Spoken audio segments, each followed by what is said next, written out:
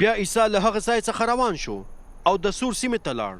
هغه یو کور ته ورغی او نه یې غوښتل چې څوک ورباندې پوه شي چې هغه هلته دی، خو ویې نه شو کولی چې پټ پاتې شي. سمدلاسه یوه ښځه چې لور یې پیریانو نیولې وه د عیسی نه خبره شوه او راغله او د هغه په پښو کې پرېوتله. هغه ښځه یونانۍ وه او د سوریې د فینیقې په سیمه کې زیږېدلې وه. هغې عیسی ته زارۍ وکړه چې د لور څخه یې پیریان وباسي.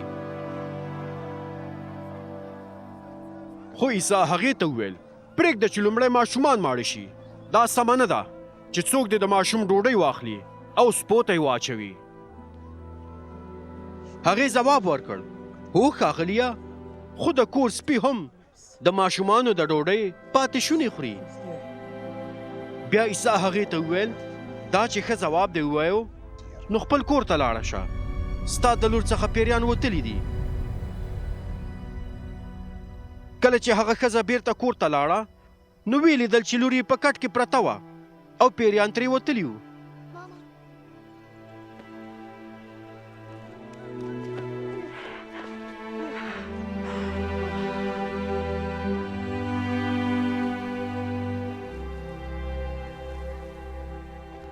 بیا عیسی د سور له سیمې څخه راستون شو او د سیدون او د کاپولس په لاره د جلیل دریاب ته لاړ. په هغه ځای کې ځینو خلکو هغه ته یو سړی چې کوڼ او ژبه یې هم بندېدله راوست.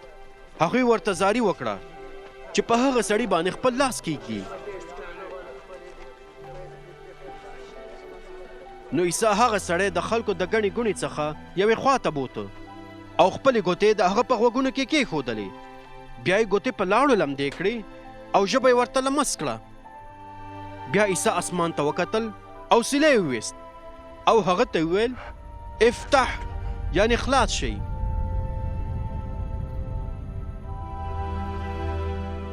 سمدلاسه د هغه سړي غوږونه خلاص شول، د ژبې بندېدلې ښه شول او په عادي توګه یې خبرې کول پیل کړې.